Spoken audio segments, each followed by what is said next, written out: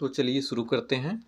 आज की इस वीडियो में हम घटना चक्र पूर्वावलोकन के इतिहास के अगले अध्याय गुप्त एवं गुप्तोत्तर युग से संबंधित प्रश्नों का अध्ययन करेंगे। तो आइए हम शुरू करते हैं पहले प्रश्न से। पहला प्रश्न, गुप्त वंश ने ... अवधि में शासन किया। ए 319 से 500 ईस्वी तक, बी 319 से 324 ईस्वी तक, सी 325 से 375 ईस्वी तक, डी 566 से 597 ईस्वी तक। तो इसमें हमारा सही उत्तर ए हो जाएगा 319 से 500 ईस्वी तक। व्याख्या देखते हैं। गुप्त वंश ने लगभग 275 से 550 ईस्वी तक शासन किया। इस वंश की स्थापना लगभग 275 ईस्वी में महाराज श्रीगुप्त द्वारा की गई थी। किंतु गुप्त वंश का सबसे प्रथम शक्तिशाली शासक चंद्रगुप्त प्रथम था, जिसने 319 से 335 ईस्वी तक शासन किया। इसने अपनी महत्ता सूचित करने के लिए अपने पूर्वजों के विपरीत महाराजाधिराज की उपाधि धारण की। निम्नलिखित शासकों में से किस एक ने 4 अश्वमेधों का संपादन किया था? तो इसमें हम ए पुष्यमित्र शुंग, बी प्रवरसेन प्रथम, सी समुद्रगुप्त, डी चंद्रगुप्त द्वितीय। तो इसमें हमारा सही उत्तर बी होगा प्रवरसेन प्रथम। वाकाटक शासक प्रवरसेन प्रथम ने 4 अश्वमेध यज्ञों का संपादन किया। इसके साथ ही उसने अनेक वैदिक यज्ञ भी किए। इसी वंश के शासक प्रवरसेन द्वितीय की रुचि साहित्य में थी। उसने सेतुबंध नामक ग्रंथ की रचना की थी। अगले प्रश्न को देखते हैं। भारत का नेपोलियन किसे कहा जाता है? तो इसमें ऑप्शन दिया गया है। ए चंद्रगुप्त मौर्य, बी चंद्रगुप्त द्वितीय विक्रमादित्य, सी अशोक महान, डी समुद्रगुप्त। तो इसमें हमारा सही उत्तर डी होगा। इतिहासकार विसेंट स्मिथ ने अपनी रचना अर्ली हिस्ट्री ऑफ इंडिया में समुद्रगुप्त की वीरता व विजयों पर मुग्ध होकर उसे भारतीय नेपोलियन की संज्ञा दी थी। अगला प्रश्न, प्राचीन भारत का नेपोलियन किसे कहा जाता है? ए चंद्रगुप्त मौर्य, बी पुष्यमित्र, सी कनिष्क, डी समुद्रगुप्त। इसमें हमारा सही उत्तर डी होगा समुद्रगुप्त। अगला प्रश्न, निम्नलिखित में से किस गुप्त राजा का एक अन्य नाम देवगुप्त था? ए समुद्रगुप्त, बी चंद्रगुप्त द्वितीय, सी कुमारगुप्त, डी उपर्युक्त में से कोई नहीं। तो इसमें हमारा सही उत्तर बी होगा चंद्रगुप्त द्वितीय। आइए इसकी व्याख्या देखते हैं। गुप्त शासक चंद्रगुप्त द्वितीय विक्रमादित्य का एक अन्य नाम देवगुप्त मिलता है। उसके अन्य नाम देवराज तथा देवश्री भी मिलते हैं। अगला प्रश्न, प्रथम गुप्त शासक जिसने परम भागवत की उपाधि धारण की। ए चंद्रगुप्त प्रथम, बी समुद्रगुप्त, सी चंद्रगुप्त द्वितीय, डी श्रीगुप्त। तो इसमें हमारा सही उत्तर बी होगा समुद्रगुप्त। व्याख्या देख लेते हैं। नालंदा एवं गया के ताम्रपत्रों के अनुसार समुद्रगुप्त वह प्रथम गुप्त शासक था जिसने परम भागवत की उपाधि धारण की। ज्ञातव्य है कि कुछ पुस्तकों में परम भागवत उपाधि धारण करने वाला पहला शासक चंद्रगुप्त द्वितीय बताया गया है। लोक सेवा आयोग ने भी इस प्रश्न का उत्तर चंद्रगुप्त द्वितीय माना था, परंतु यूजीसी ने इस प्रश्न का उत्तर समुद्रगुप्त माना है। अगला प्रश्न, परम भागवत उपाधि धारण करने वाला प्रथम गुप्त शासक था। ए चंद्रगुप्त प्रथम, बी समुद्रगुप्त, सी चंद्रगुप्त द्वितीय, डी रामगुप्त। इसमें हमारा सही उत्तर बी होगा समुद्रगुप्त। अगले प्रश्न को देखते हैं। इलाहाबाद स्तंभ अभिलेख निम्नलिखित में से किस एक से संबंध है? ए महापद्मनंद, बी चंद्रगुप्त मौर्य, सी अशोक, डी समुद्रगुप्त। तो इसका सही उत्तर सी एंड डी दोनों होगा। आइए इसकी व्याख्या देखते हैं। इलाहाबाद का अशोक स्तंभ लेख पर समुद्रगुप्त 335 से 375 ईस्वी के शासन के बारे में सूचना प्रदान करता है। इस स्तंभ पर समुद्रगुप्त के संध विग्रहिक हरिसेन ने संस्कृत भाषा में प्रशंसात्मक वर्णन प्रस्तुत किया है, जिसे प्रयाग प्रशस्ति कहा गया है। इसमें समुद्रगुप्त की विजयों का उल्लेख है। अगले प्रश्न को देखते हैं। इलाहाबाद का अशोक स्तंभ किसके शासन के बारे में सूचना प्रदान करता है? ए चंद्रगुप्त मौर्य, बी चंद्रगुप्त प्रथम के, सी चंद्रगुप्त द्वितीय के, डी समुद्रगुप्त के। तो इसका सही उत्तर डी होगा समुद्रगुप्त के। अगले प्रश्न को देखते हैं। प्रयाग प्रशस्ति किसके सैन्य अभियान के बारे में जानकारी देती है? ए चंद्रगुप्त प्रथम, बी समुद्रगुप्त, सी चंद्रगुप्त द्वितीय, डी कुमारगुप्त। तो इसका सही उत्तर बी होगा समुद्रगुप्त। अगला प्रश्न, समुद्रगुप्त के प्रयाग प्रशस्ति में कौशल के शासक का क्या नाम था? ए शिवगुप्त, बी सोमेश्वर देव, सी महेंद्र, डी महिपाल। ई इनमें से कोई नहीं। तो इसका सही उत्तर सी होगा महेंद्र। व्याख्या देखते हैं। प्रयाग प्रशस्ति की 19वीं और 20वीं पंक्तियों में दक्षिणापथ के 12 राज्यों तथा उनके राजाओं के नाम मिलते हैं।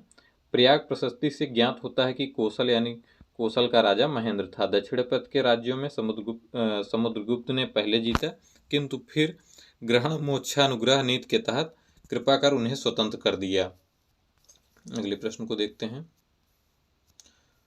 समुद्रगुप्त के प्रयाग प्रशस्ति वाले स्तंभ पर निम्नलिखित में से किसका लेख मिलता है? ए जहांगीर, बी शाहजहां, सी औरंगजेब, डी दारा शिकोह। तो इसका सही उत्तर ए होगा जहांगीर। प्रयाग प्रशस्ति समुद्रगुप्त के विषय में जानकारी एक महत्वपूर्ण स्रोत है। इसकी रचना समुद्रगुप्त के संध विग्रहिक सचिव हरिसेन ने की थी। कनिंघम के मतानुसार यह लेख मूलतः कौशाम्बी में खुदवाया गया था। अकबर ने इसे कौशाम्बी से मंगाकर इलाहाबाद के किले में स्थापित करवाया। इस पर जहांगीर का एक लेख, रानी का अभिलेख एवं अशोक द्वारा कौशाम्बी के महामात्रों को संघ भेद रोकने के लिए निर्देश भी उत्कीर्ण है। अगले प्रश्न को देखते हैं। पृथिव्या प्रथम वीर उपाधि थी? ए समुद्रगुप्त की, बी राजेंद्र प्रथम की, सी अमोघवर्ष की, डी गौतमी पुत्र सातकर्णी की। तो इसका सही उत्तर ए होगा समुद्रगुप्त की।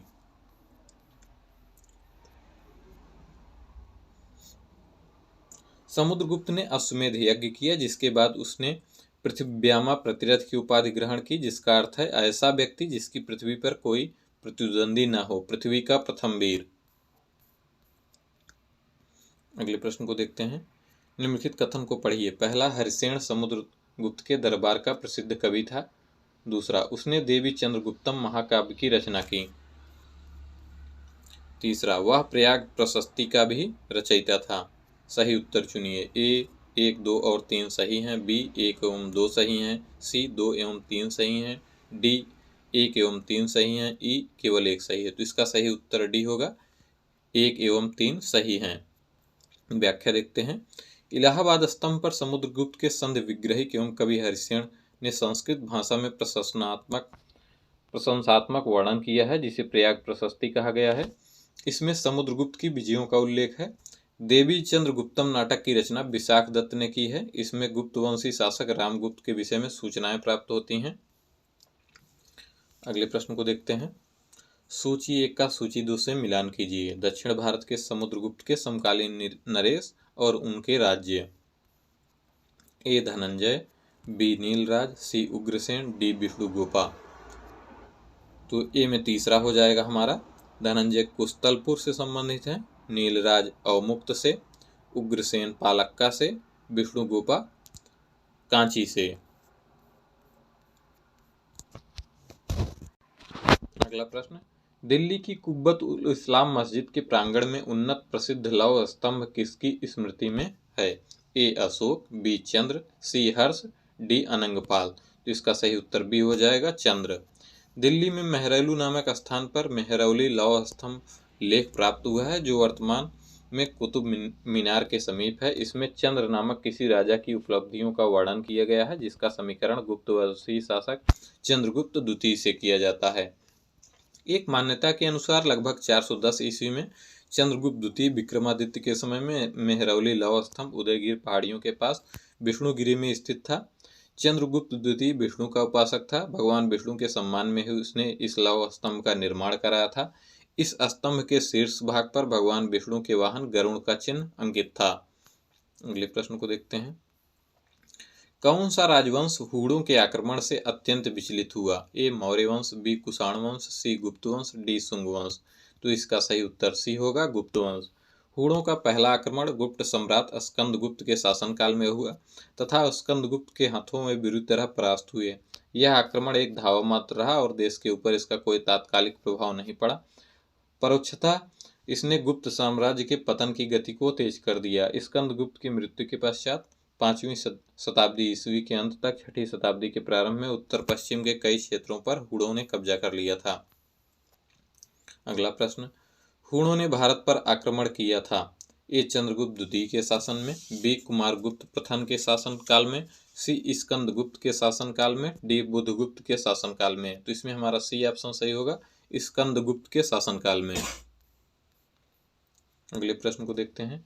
निम्नलिखित में से किस गुप्त शासक ने हूणों पर विजय प्राप्त की थी? ए चंद्रगुप्त द्वितीय, बी कुमारगुप्त प्रथम, सी स्कंदगुप्त, डी भानुगुप्त। तो इसका सही उत्तर सी होगा स्कंदगुप्त। अगला प्रश्न, गुप्त सम्राट जिसने हूणों को पराजित किया था थे ए समुद्रगुप्त, बी चंद्रगुप्त द्वितीय, सी स्कंदगुप्त, डी रामगुप्त। तो इसका सही उत्तर सी होगा स्कंदगुप्त। अगला प्रश्न, इनमें से किस गुप्त शासक ने हूणों को पराजित किया था? ए समुद्रगुप्त, बी चंद्रगुप्त द्वितीय, सी कुमारगुप्त, डी स्कंदगुप्त। तो इसका सही उत्तर स्कंदगुप्त होगा। अगले प्रश्न को देखते हैं, किस अभिलेख से ज्ञात होता है कि स्कंदगुप्त ने हूणों को पराजित किया था? ए भीतरी स्तंभलेख, बी इलाहाबाद स्तंभलेख, सी मंदसौर अभिलेख, डी उदयगिरी अभिलेख। तो इसका सही उत्तर ए होगा भीतरी स्तंभलेख। आइए इसकी व्याख्या देखते हैं। उत्तर प्रदेश के गाजीपुर जिले में सैदपुर तहसील में भीतरी नामक स्थान से भीतरी स्तंभ लेख मिलता है। इसमें पुष्यमित्रों और हूणों के साथ स्कंदगुप्त के युद्ध का वर्णन मिलता है। उल्लेखनीय है कि हूणों का पहला भारतीय आक्रमण गुप्त सम्राट स्कंदगुप्त के शासनकाल में हुआ, जिसमें वे स्कंदगुप्त से बुरी तरह पराजित हुए थे। अगले प्रश्न को देखते हैं, गुप्त साम्राज्य के पतन के विभिन्न कारण थे, निम्नलिखित कथनों में से कौन सा कारण नहीं था? ए हूण आक्रमण, बी प्रशासन का सामंती ढांचा, सी उत्तरवर्ती गुप्तों का बौद्ध धर्म स्वीकार करना, डी अरब आक्रमण। तो इसका सही उत्तर डी होगा अरब आक्रमण। व्याख्या देखते हैं, गुप्त सम्राट के पतन के प्रश्नगत कारणों में से अरबों का भारत पर आक्रमण इसके लिए उत्तरदायी नहीं था। भारत पर अरब आक्रमण गुप्तों के पतन के बहुत बाद पूर्व मध्यकाल में हुआ था। अगला प्रश्न, शक विजेता किसे जाना जाता है? ए चंद्रगुप्त प्रथम, बी समुद्रगुप्त, सी चंद्रगुप्त द्वितीय, डी कुमारगुप्त। तो इसमें हमारा सही उत्तर सी होगा चंद्रगुप्त द्वितीय। गुप्त सम्राट चंद्रगुप्त द्वितीय विक्रमादित्य को शक विजेता कहा गया है। पश्चिमी भारत के अंतिम शक राजा रुद्र सिंह तृतीय को चंद्रगुप्त द्वितीय विक्रमादित्य ने 5वीं सदी के प्रथम दशक में परास्त कर पश्चिमी भारत में शक सत्ता का उन्मूलन किया था। शकों को हराने के कारण चंद्रगुप्त विक्रमादित्य की एक अन्य उपाधि शकारी भी है। इसने इस उपलब्धि में चांदी के सिक्के भी चलाए थे। अगले प्रश्न को देखते हैं, रजत सिक्के जारी करने वाला प्रथम गुप्त शासक था? ए चंद्रगुप्त प्रथम, बी समुद्रगुप्त, सी चंद्रगुप्त द्वितीय, डी कुमारगुप्त। तो इसका सही उत्तर सी हो जाएगा चंद्रगुप्त द्वितीय। रजत सिक्के जारी करने वाला प्रथम गुप्त शासक चंद्रगुप्त द्वितीय विक्रमादित्य था, जिसको गुप्त काल में रूप्यक कहा जाता था। चंद्रगुप्त द्वितीय ने शक मुद्रिकाओं के ही अनुकरण पर रजत मुद्राओं को उत्कीर्ण कराया।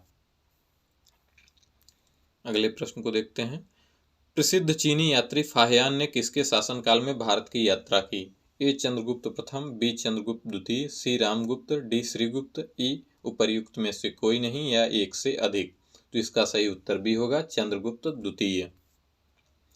चंद्रगुप्त द्वितीय विक्रमादित्य के शासनकाल में चीनी यात्री फाहियान ने भारत के विभिन्न स्थानों पर भ्रमण किया। अगला प्रश्न, निम्नलिखित में से कौन सही सुमेलित नहीं है? ए कुमारगुप्त प्रथम मंदसौर अभिलेख, बी पतिक तक्षशिला अभिलेख, सी प्रभावती गुप्ता उदयगिरी गुहा अभिलेख, डी समुद्रगुप्त किरण अभिलेख। तो इसमें हमारा सही उत्तर सी हो जाएगा प्रभावती गुप्ता उदयगिरी गुहा अभिलेख सही सुमेलित नहीं है। सही सुमेलन इस प्रकार है, कुमारगुप्त प्रथम मंदसौर अभिलेख से संबंधित है, पतिक तक्षशिला अभिलेख से संबंधित है, चंद्रगुप्त द्वितीय उदयगिरी गुहा अभिलेख से संबंधित है, समुद्रगुप्त एरण अभिलेख से संबंधित हैं।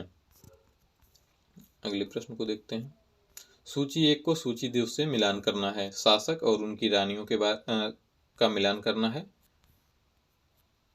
ए चंद्रगुप्त, तो इसमें हमारा तीसरा हो जाएगा चंद्रगुप्त कुमार देवी से सम्मिलित हैं।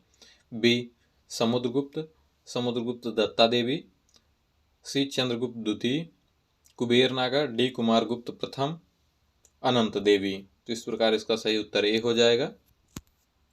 पुनः एक बार देख लेते हैं, शासक और उनकी रानियां चंद्रगुप्त कुमार देवी, समुद्रगुप्त दत्ता देवी, चंद्रगुप्त द्वितीय कुबेर नागा, कुमारगुप्त प्रथम अनंत देवी। अगले प्रश्न को देखते हैं, ईसा की 3री शताब्दी से जबकि हूण आक्रमण से रोमन साम्राज्य समाप्त हो गया, भारतीय व्यापारी अधिकाधिक निर्भर हो गए। ए अफ्रीकी व्यापार पर, बी पश्चिमी यूरोपीय व्यापार पर, सी दक्षिण पूर्व एशियाई व्यापार पर, डी मध्य पूर्वी व्यापार पर। तो इसका सही उत्तर सी होगा दक्षिण पूर्व एशियाई व्यापार पर। ईसा की तीसरी सदी में जब हूण आक्रमण से रोमन साम्राज्य का पतन हो गया तो भारतीय दक्षिण पूर्व एशियाई व्यापार पर अधिक निर्भर हो गए। अगले प्रश्न को देखते हैं। गुप्त काल में उत्तर भारतीय व्यापार निम्नलिखित में से किस एक पत्तन से संचालित होता था? ए ताम्रलिप्ति, बी भड़ौच, सी कल्याण, डी काम्बे। तो इसका सही उत्तर ए होगा ताम्रलिप्ति।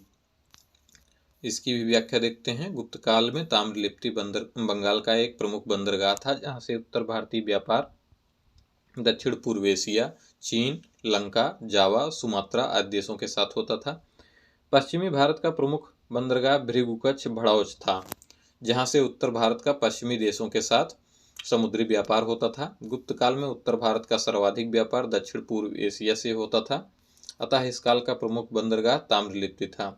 अन्य बंदरगाह जैसे भड़ौच, कल्याण, काम्बे आदि से भी उत्तर भारतीय व्यापार होता था, लेकिन अधिकांशतः व्यापार ताम्रलिप्ति से होता था।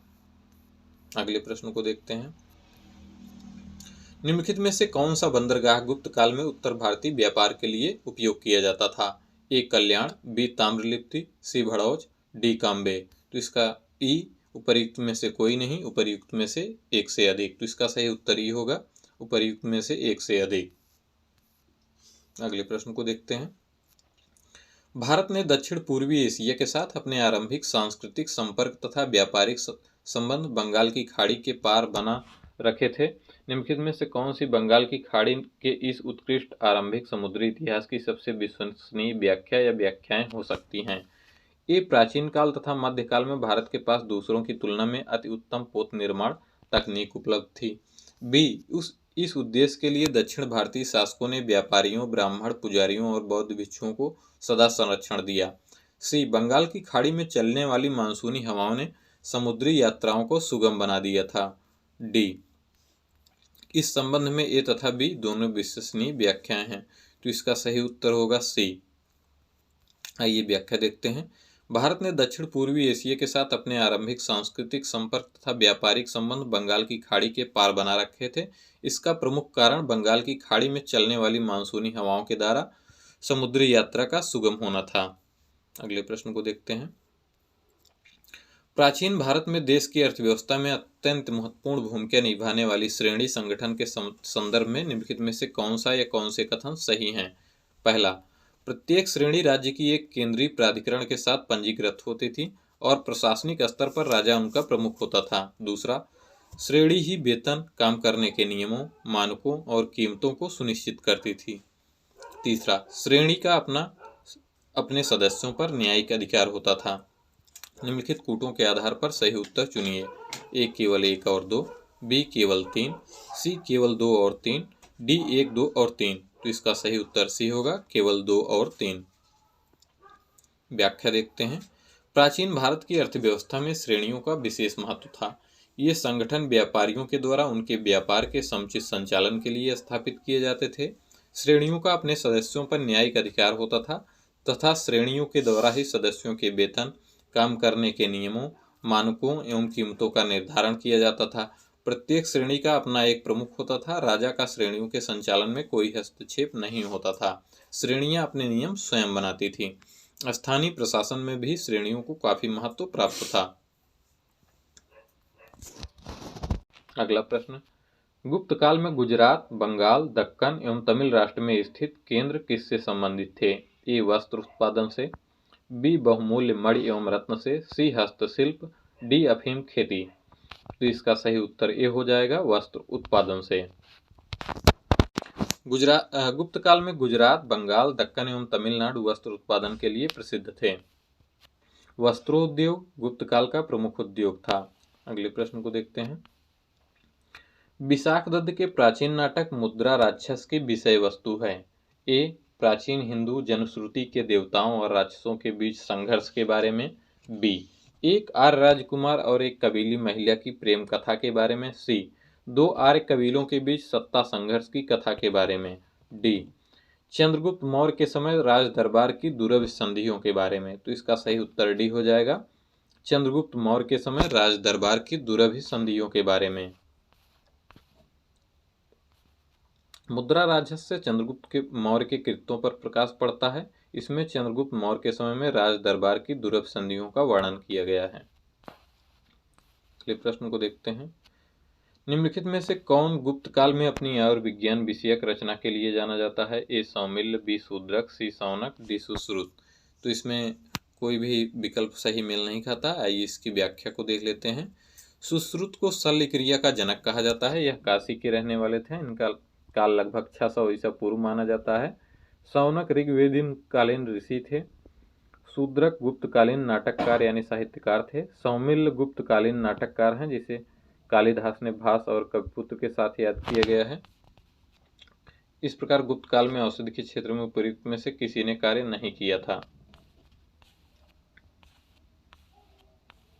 अगले प्रश्न को देखते हैं। इनमें से कौन गुप्त काल में औषधि के क्षेत्र में अपने कार्य के लिए जाने जाते हैं? ए सुश्रुत, बी सौमिल्य, सी शूद्रक, डी शौनक। ई उपर्युक्त में से कोई नहीं या एक से अधिक। तो उसका सही उत्तर ई हो जाएगा, उपर्युक्त में से कोई नहीं।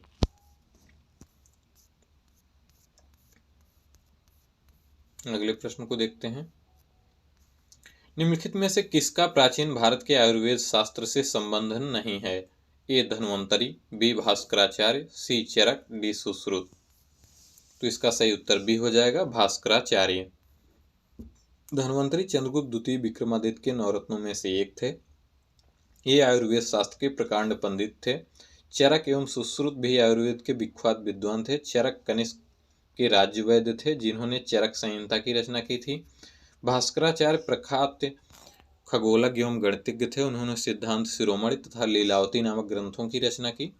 इन ग्रंथों में गणित तथा खगोल विज्ञान संबंधी विषयों पर प्रकाश डाला गया है। अगला प्रश्न।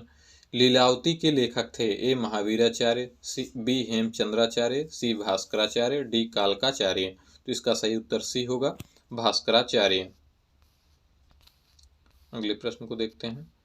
प्राचीन भारत काल में हुई वैज्ञानिक प्रगति के संदर्भ में निम्नलिखित में से कौन से कथन सही हैं? पहला, प्रथम शती ईस्वी में विभिन्न प्रकार के विशिष्ट शल्य औजारों का उपयोग आम था। दूसरा, तीसरी शती ईस्वी के आरंभ में मानव शरीर के आंतरिक अंगों का प्रत्यारोपण शुरू हो चुका था। तीसरा, 5वीं शती ईस्वी में कोण के ज्या सिद्धांत ज्ञात था। चौथा, 7वीं शती ईस्वी में चक्रीय चतुर्भुज का सिद्धांत ज्ञात था। निम्नलिखित कूटों के आधार पर सही उत्तर का चयन कीजिए। ए केवल 1 और 2, बी केवल 3 और 4, सी केवल 1, 3 और 4, डी 1, 2, 3 और 4। तो इसका सही उत्तर सी होगा, केवल 1, 3 और 4। आइए व्याख्या देखते हैं। प्राचीन काल वैज्ञानिक प्रगति के संदर्भ में उल्लेखनीय रहा है। इस काल में प्रथम शताब्दी ईस्वी तक शल्य क्रिया में काम आने वाले विभिन्न प्रकार के उपकरणों का उपयोग होता था। उस काल या उसके बाद अंग प्रत्यारोपण संभव नहीं हो सका था। गुप्त काल में गणित के क्षेत्र के बारे में उल्लेखनीय प्रगति हुई। 5वीं शती ईस्वी तक भारत ने त्रिकोणमिति में ज्या, कोज्या और उत्क्रमज्या के सिद्धांत ज्ञात हो चुके थे। सूर्य सिद्धांत और आर्यभट्टी में इनका उल्लेख है। 7वीं शती में ब्रह्मगुप्त द्वारा चक्रीय चतुर्भुज के सिद्धांत का वर्णन मिलता है। अगला प्रश्न। प्राचीन भारतीय यात्रा में फाहियान ने एक अस्पताल का उल्लेख किया है। यह स्थित था? ए उज्जैन, बी कौशाम्बी, सी ताम्रलिप्ति, डी पाटलिपुत्र। तो इसका सही उत्तर डी होगा, पाटलिपुत्र। चीनी यात्री फाहियान गुप्त काल में भारत आया था। उसने उल्लेख किया है कि पाटलिपुत्र नगर के धनिकों ने एक बड़े अस्पताल की स्थापना की थी, जहां निर्धनों को निःशुल्क दवाएं और भोजन उपलब्ध कराया जाता था। अगला प्रश्न। चंद्रगुप्त के 9 रत्नों में से निम्नलिखित में से कौन फलित ज्योतिष से संबंधित था? ए वररुचि, बी शंकु, सी छपड़क, डी अमर सिंह। तो इसका सही उत्तर सी हो जाएगा, छपड़क। चंद्रगुप्त द्वितीय विक्रमादित्य के कुशल शासन की प्रशंसा चीनी यात्री फाहियान ने भी की है। इनके नवरत्नों की प्रसिद्धि सर्वकालिक रही है। 9 रत्नों में सर्वोत्कृष्ट महाकवि कालिदास थे, जबकि छपड़क रत्न फलित ज्योतिषी थे यानी एस्ट्रोलॉजर थे। कालिदास किसके शासनकाल में थे? ए समुद्रगुप्त, बी अशोक महान, सी चंद्रगुप्त प्रथम, डी चंद्रगुप्त द्वितीय। तो इसका सही उत्तर डी हो जाएगा, चंद्रगुप्त द्वितीय। अगला प्रश्न। इनमें से किसने पहली बार यह व्याख्या की थी कि पृथ्वी के अपनी धुरी पर घूमने के कारण प्रतिदिन सूर्य उदय एवं सूर्यास्त होता है? ए आर्यभट्ट, बी भास्कर, सी ब्रह्मगुप्त, डी वराहमिहिर। ई उपर्युक्त में से कोई नहीं या उपर्युक्त में से एक से अधिक। तो इसका सही उत्तर ए होगा आर्यभट्ट। आर्यभट्ट गुप्त काल के प्रसिद्ध गणितज्ञ थे। इनकी प्रमुख कृति आर्यभट्टीय है। इन्होंने गणित के विविध नियमों का प्रतिपादन किया तथा सर्वप्रथम यह खोज की कि पृथ्वी अपनी धुरी पर के चारों ओर परिभ्रमण करती है। अधोलिखित में कौन गुप्तकालीन स्वर्ण मुद्रा है? ए कौड़ी, बी दीनार, सी निष्क, डी पण। तो इसमें सही उत्तर बी होगा दीनार। गुप्तकाल में स्वर्ण मुद्राओं को दीनार कहा जाता था। चीनी यात्री फायान के अनुसार लोग दैनिक क्रय विक्रय में कौड़ियों का प्रयोग करते थे। अगला प्रश्न, गुप्त स्वर्ण मुद्राओं को कहा जाता था? तो इसका सही उत्तर बी होगा दीनार। अगला प्रश्न, गुप्तकालीन रजत मुद्राओं को नाम दिया गया था? ए कारसापण, बी दीनार, सी रूपक, डी निष्क। तो इसका सही उत्तर सी होगा रूपक। गुप्त शासकों के सिक्के उत्तर प्रदेश, बिहार, बंगाल या मध्य प्रदेश, राजस्थान, उड़ीसा में पाए गए हैं। सिक्कों का सबसे प्रसिद्ध प्राप्य स्थल राजस्थान का भरतपुर बयाना है। इनके द्वारा जारी किए गए चांदी के सिक्के रूपक कहलाते थे तथा स्वर्ण मुद्राएं दीनार कही जाती थी। निम्नलिखित में से किस गुप्त शासक ने सर्वप्रथम सिक्के जारी किए? ए चंद्रगुप्त प्रथम, बी घटोत्कच, सी समुद्रगुप्त, डी श्रीगुप्त। तो इसका सही उत्तर ए हो जाएगा चंद्रगुप्त प्रथम। गुप्त शासकों में चंद्रगुप्त प्रथम द्वारा सर्वप्रथम सिक्के जारी किए गए। चंद्रगुप्त प्रथम के पूर्व के शासकों श्रीगुप्त एवं घटोत्कच द्वारा सिक्के जारी करने का कोई साक्ष्य उपलब्ध नहीं है। समुद्रगुप्त द्वारा भी कई प्रकार के सिक्के जारी किए गए थे, परंतु इसका काल चंद्रगुप्त प्रथम के बाद का है। अगला प्रश्न, गुप्त काल में लिखित संस्कृत नाटकों में स्त्री और शूद्र बोलते थे? ए संस्कृत, बी प्राकृत, सी पाली, डी सौरसेनी। इसका सही उत्तर बी होगा प्राकृत। गुप्त काल में लिखित संस्कृत नाटकों में स्त्री और शूद्र प्राकृत भाषा बोलते थे, जबकि उच्च वर्ण के लोग संस्कृत भाषा बोलते थे। अगला प्रश्न, सती प्रथा का प्रथम अभिलेखी साक्ष्य प्राप्त हुआ है? ए एरण से, बी जूनागढ़ से, सी मंदसौर से, डी सांची से। तो इसका उत्तर ए होगा एरण से। सती प्रथा का प्रथम अभिलेखी साक्ष्य एरण से प्राप्त हुआ है। यह अभिलेख 510 ईस्वी का है, जिसमें गोपराज नामक सेनापति की स्त्री के सती होने का उल्लेख है। अगला प्रश्न, गुप्त संवत की स्थापना किसने की? ए चंद्रगुप्त प्रथम, बी श्रीगुप्त, सी चंद्रगुप्त द्वितीय, डी घटोत्कच। तो इसका उत्तर ए होगा चंद्रगुप्त प्रथम। गुप्त संवत का प्रवर्तक चंद्रगुप्त प्रथम था। इसकी प्रारंभ तिथि 319 ईस्वी है। सूची 1 का सूची 2 से मिलान कीजिए। सूची 1 सम्राट, सूची 2 में विरुद्ध दिए गए हैं। तो इसमें अशोक की उपाधि प्रियदर्शी थी। समुद्रगुप्त की परक्रमांक, चंद्रगुप्त द्वितीय की विक्रमादित्य और डी स्कंदगुप्त की उपाधि क्रमादित्य। तो इसका उत्तर सी हो जाएगा। आइए पुनः इसका मिलान देख लेते हैं। अशोक की उपाधि प्रियदर्शी, समुद्रगुप्त परक्रमांक, चंद्रगुप्त द्वितीय विक्रमादित्य, स्कंदगुप्त को क्रमादित्य। अगला प्रश्न, नगरों का क्रमिक पतन किसके काल की महत्वपूर्ण विशेषता थी? ए गुप्त काल, बी प्रतिहार युग, सी राष्ट्रकूट, डी सातवाहन युग। गुप्त काल में नागरिक तो इसका सही उत्तर ए हो जाएगा गुप्त काल। गुप्त काल में नगर क्रमिक पतन की ओर अग्रसर हुए। संपूर्ण गंगा घाटी में जो शहर पहले अत्यंत समृद्ध अवस्था में थे, उनमें से अधिकांश को गुप्त काल में या तो त्याग दिया गया या वहां के आवासन में पर्याप्त विघटन हुआ। पाटलिपुत्र जैसा प्रमुख नगर हुएनसांग के आगमन तक गांव बन गया था। मथुरा जैसा प्रमुख नगर एवं कुम्भरहार, सोनपुर, सोगौरा और उत्तर प्रदेश में गंगा घाटी के अनेक महत्वपूर्ण केंद्र इस काल में ही हार्स के प्रमाण प्रस्तुत करते हैं। अगला प्रश्न, किस शासक वंश ने मंदिरों एवं ब्राह्मणों को सबसे अधिक ग्राम अनुदान में दिया था? ए गुप्त वंश, बी पाल वंश, सी राष्ट्रकूट, डी प्रतिहार। तो इसका सही उत्तर ए होगा गुप्त वंश। गुप्त वंश के शासकों ने मंदिरों एवं ब्राह्मणों को सबसे अधिक ग्राम अनुदान में दिए थे। गुप्त लेखों में जिन भूमिदानों का उल्लेख किया गया है, उससे यह स्पष्ट है कि भूमिदान के साथ साथ गांव की भूमि से उत्पन्न होने वाली आय भी ग्रहीता को ही सौंप दी जाती थी। अगला प्रश्न, प्राचीन भारत में किस वंश का शासनकाल स्वर्ण युग कहा जाता है? ए मौर्य वंश, बी शुंग वंश, सी गुप्त वंश, डी मगध। तो इसका सही उत्तर सी हो जाएगा गुप्त वंश। गुप्त काल को इतिहासकारों ने भारत का स्वर्ण युग कहा है। इस काल को क्लासिक युग या भारत का पेरिक्लीन युग भी कहा जाता है। अपनी जिन विशेषताओं के कारण गुप्त काल को स्वर्ण युग कहा जाता है वे इस प्रकार हैं: महान सम्राटों का काल, श्रेष्ठ शासन, आर्थिक समृद्धि, धार्मिक सहिष्णुता का काल, भारतीय संस्कृति के प्रचार का काल, साहित्य, विज्ञान एवं कला के उत्कर्ष का काल। निम्न में से किस काल में स्त्रियों की पुरुषों से बराबरी थी? ए गुप्त काल, बी मौर्य काल, सी चोलों में, डी इनमें से किसी में नहीं। तो इसका सही उत्तर डी होगा, इनमें से किसी में भी नहीं। ऋग्वैदिक काल को छोड़कर प्राचीन भारतीय इतिहास में स्त्रियों की स्थिति कभी अच्छी नहीं रही। गुप्त, मौर्य और चोल काल में भी स्त्रियों की स्थिति से संबंधित कुछ सीमित प्रसंगों को छोड़कर उनकी दयनीय स्थिति का ही साक्ष्य मिलता है। अतः स्त्रियों की पुरुषों से बराबरी किसी काल में नहीं मानी जा सकती। अगला प्रश्न, गुप्त युग में भूमि राजस्व की दर क्या थी?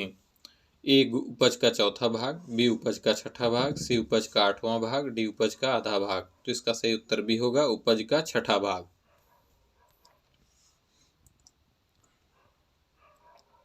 गुप्त काल में जो लोग राजकीय भूमि पर कृषि करते थे उन्हें अपनी उपज का एक भाग राजा को कर के रूप में देना पड़ता था, जो सामान्यतः षष्ठांश तक होता था।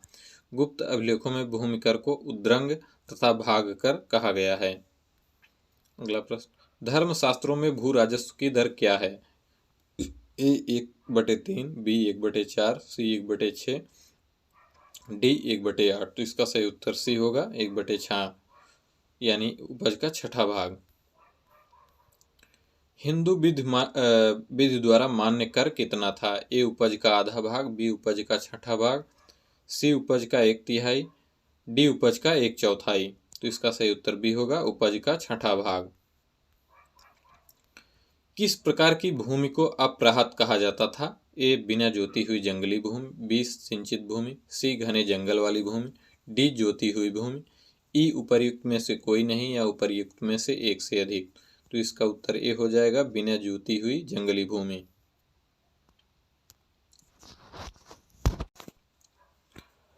भारत के इतिहास के संदर्भ में कुल्यवाप तथा द्रोणवाप शब्द क्या निर्दिष्ट करते हैं? ए भूमाप, बी विभिन्न मौद्रिक मूल्यों के सिक्के, सी नगर की भूमि का वर्गीकरण, डी धार्मिक अनुष्ठान। तो इसका सही उत्तर ए हो जाएगा, भूमाप।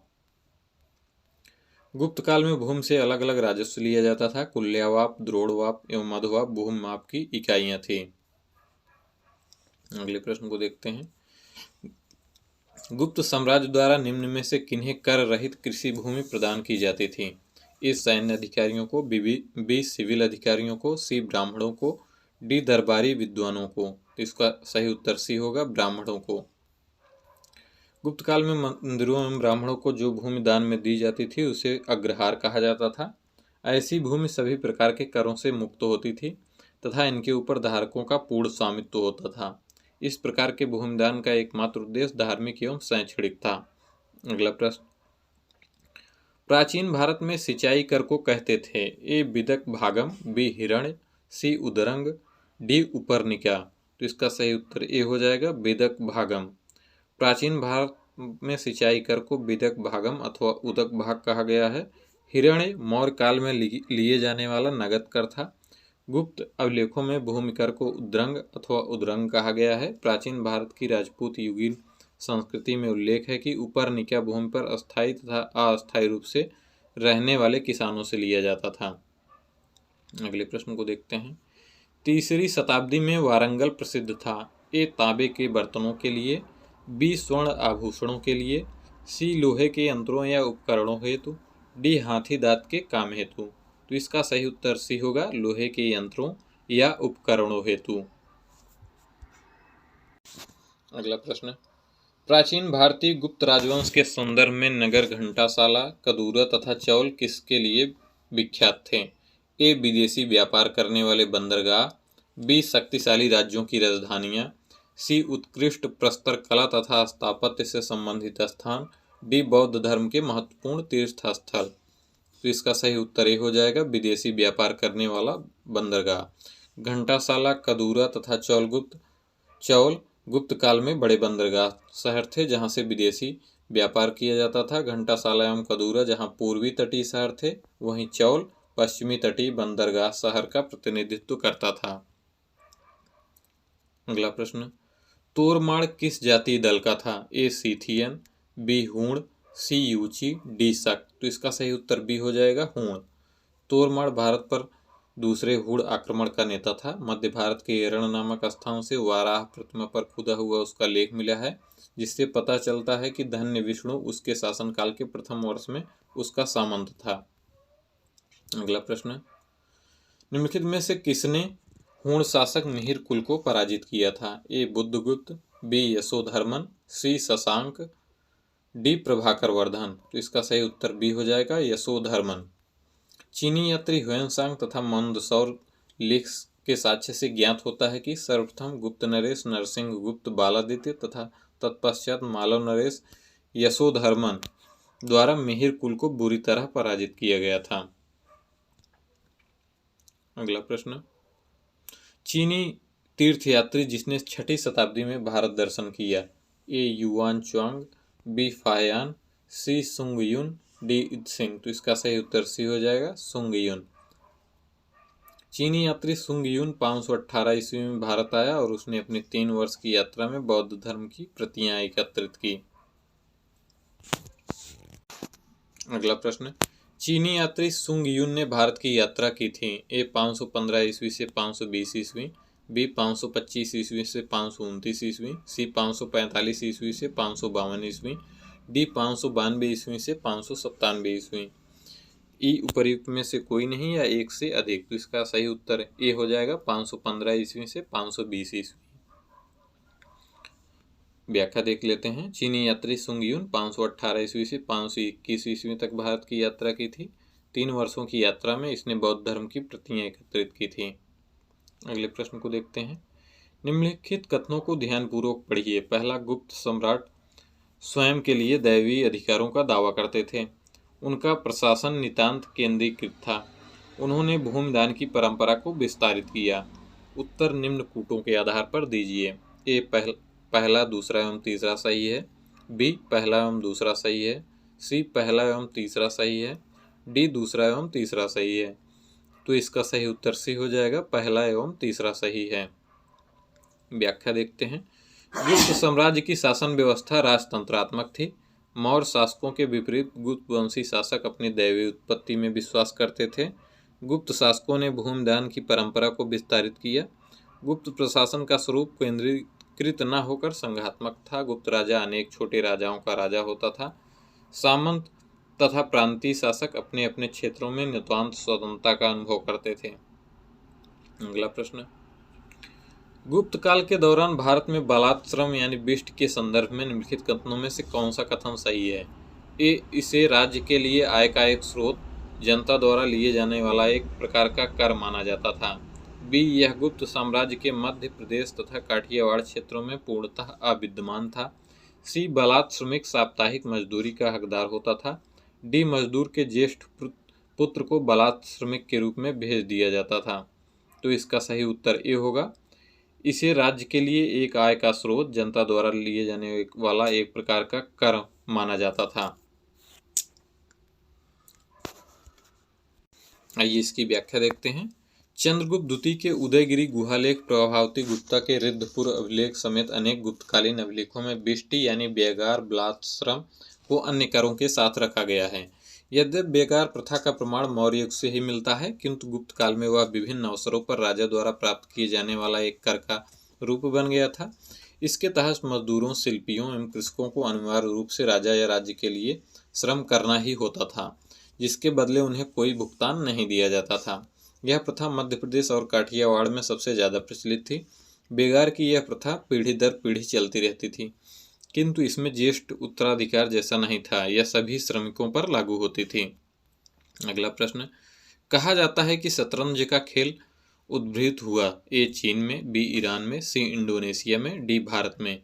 तो इसका सही उत्तर डी होगा, भारत में। शतरंज का खेल भारत में उद्भूत हुआ। महाभारत में इसे चतुरंग के नाम से जाना जाता था। भारत से यह ईरान, इसके पश्चात यूरोप में पहुंचा। अगला प्रश्न, शूद्रक द्वारा लिखी हुई प्राचीन भारतीय पुस्तक मृच्छकटिकम का विषय था। ए एक धनी व्यापारी और एक गणिका की पुत्री की प्रेम गाथा।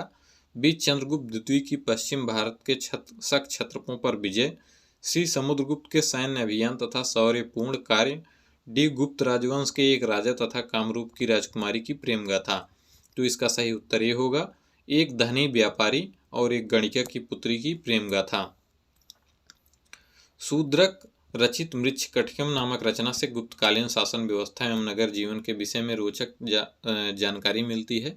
इससे तत्कालीन समाज में होने वाली परिवर्तनों पर प्रकाश पड़ता है। यथा इससे पता चलता है कि उज्जैनी में कुछ शूद्र अधिकारी थे, अब उन्हें महाकाव्यों एवं पुराणों के श्रवण का अधिकार भी मिल गया था। वस्तुतः इस ग्रंथ में चारुदत्त नामक ब्राह्मण, सार्थवाह एवं एक गणिका की पुत्री वसंत सेना की प्रेम गाथा को शब्दों का रूप दिया गया है। अगला प्रश्न, प्राचीन सांख्य दर्शन में किसका महत्वपूर्ण योगदान है? ए कपिल, बी गौतम, सी नागार्जुन, डी चारवाक। तो इसका सही उत्तर ये होगा कपिल। सांख्य दर्शन प्राचीन भारतीय दर्शन के प्राचीनतम संप्रदायों में से परिगणित है। महर्षि कपिल को सांख्य दर्शन का प्रतिष्ठात्मक आचार्य माना जाता है।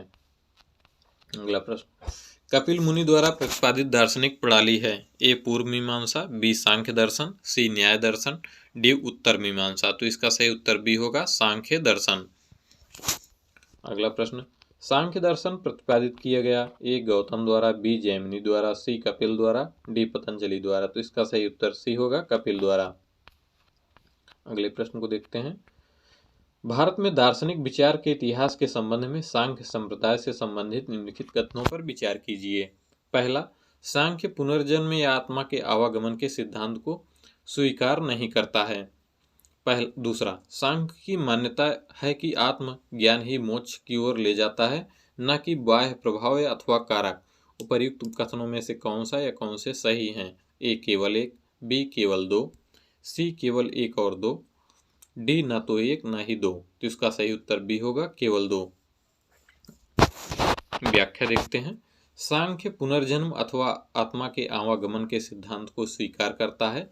सांख्य दर्शन में अज्ञानता को ही दुखों का कारण तथा विवेक ज्ञान को उनसे मुक्ति का एकमात्र उपाय बताया गया है। अगले प्रश्न को देखते हैं। निम्नलिखित कथनों को पढ़िए तथा सही विकल्प को चुनिए। कथन 1, कपिल सांख्य पद्धति के सबसे पुराने प्रणेता हैं। बी। कथन 2, कपिल यह बताते हैं कि किसी व्यक्ति का जीवन प्रकृति की शक्तियों द्वारा गढ़ा जाता है, किसी दैवी सत्ता द्वारा नहीं। ए कथन 1 तथा कथन 2 दोनों सही हैं। बी कथन 1 गलत है लेकिन कथन 2 सही है। सी कथन 1 एवं कथन 2 दोनों ही गलत हैं। डी कथन 1 सही है लेकिन कथन 2 गलत है। तो इसका उत्तर हमारा ए हो जाएगा। कथन 1 एवं कथन 2 दोनों ही सही हैं। व्याख्या देख लेते हैं। महर्षि कपिल सांख्य दर्शन के प्रणेता हैं। सांख्य दर्शन के अनुसार जीवन प्रकृति की शक्तियों द्वारा निर्मित और संचालित होता है। यह दर्शन युक्त चिंतन और तर्क में विश्वास करता है। अगला प्रश्न, योग दर्शन के प्रतिपादक हैं? ए पतंजलि, बी गौतम, सी जैमिनी, डी शंकराचार्य। तो इसका सही उत्तर ए हो जाएगा पतंजलि। महर्षि पतंजलि को योग दर्शन का प्रतिस्थापक आचार्य माना जाता है। यद्यपि भारतीय परंपरा में योग साधना का इतिहास अत्यंत प्राचीन है। उपनिषद, महाभारत, भगवद गीता, जैन, बौद्ध मतों में योग संबंधी क्रियाओं का विवेचन प्राप्त होता है। तथापि सर्वप्रथम महर्षि पतंजलि ने ही सुसंबद्ध दार्शनिक सिद्धांत के रूप में योग विवेचन किया, इसलिए इसे पतंजलि दर्शन भी कहा जाता है। योग के आविष्कारक थे? ए आर्यभट्ट, बी चरक, सी पतंजलि, डी रामदेव। तो इसका सही उत्तर सी हो जाएगा पतंजलि। अगला प्रश्न, निम्नलिखित में से कौन एक अष्टांग योग का अंश नहीं है? ए अनुस्मृति, बी प्रत्याहार, सी ध्यान, डी धारणा, ई इनमें से कोई नहीं। तो इसका सही उत्तर ए होगा अनुस्मृति। महर्षि पतंजलि ने योग को चित्तवृत्तियों के निरोध यानी योग चित्तवृत्ति निरोध के रूप में परिभाषित किया है। लगभग 200 ईसा पूर्व में महर्षि पतंजलि ने योग को लिखित रूप से संग्रहित किया और योग सूत्र की रचना की। योग सूत्र की रचना के कारण पतंजलि को योग का जनक कहा गया है। उन्होंने योग के 8 अंग यथा यम, नियम, आसन, प्राणायाम, प्रत्याहार, धारणा, ध्यान और समाधि का वर्णन किया है। यही अष्टांग योग है। अगला प्रश्न, महाभाष्य के लेखक पतंजलि समसामयिक थे। ए चंद्रगुप्त मौर्य के, बी अशोक के, सी पुष्यमित्र शुंग के, डी चंद्रगुप्त प्रथम के। तो इसका सही उत्तर सी हो जाएगा, पुष्यमित्र शुंग के। महाभाष्य के लेखक पतंजलि शुंग वंश के संस्थापक शासक पुष्यमित्र शुंग 184 से 148 ईसा पूर्व के समकालीन थे। अगला प्रश्न, नव्य न्याय संप्रदाय स्कूल के संस्थापक कौन थे? ए रघुनाथ शिरोमणि, बी गंगेश, सी श्रीधर, डी उदयन। तो इसका सही उत्तर बी और डी दोनों होगा, गंगेश और उदयन। मिथिला के प्रसिद्ध तर्कवादी उदयन या उदयनाचार्य न्याय दर्शन के प्रख्यात विद्वान थे। उनकी रचना कुसुमांजलि को नव्य न्याय दर्शन का मूल स्रोत भी माना जाता है। कई विचारक उदयन को नव्य न्याय दर्शन संप्रदाय का वास्तविक संस्थापक मानते हैं, जबकि कुछ विचारक गंगेश, जिन्होंने नव्य न्याय दर्शन को संग्रहित किया था, को इसका संस्थापक मानते हैं। अगला प्रश्न, जब तक जीवित रहो सुख से जीवित रहो, चाहे इसके लिए ऋण ही लेना पड़े, क्योंकि शरीर के भस्मीभूत हो जाने पर पुनरागमन नहीं हो सकता। पुनर्जन्म का निषेध करने वाली यह उक्ति किसकी है?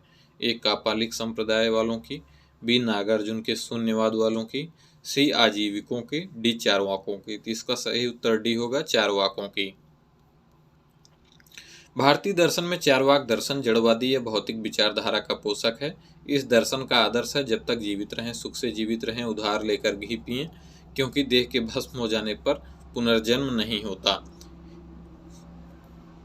अगला प्रश्न, केवल प्रत्यक्ष प्रमाण को कौन स्वीकार करता है? ए जैन, बी चारवाक, सी बौद्ध, डी सांख्य। तो इसका सही उत्तर बी होगा, चारवाक।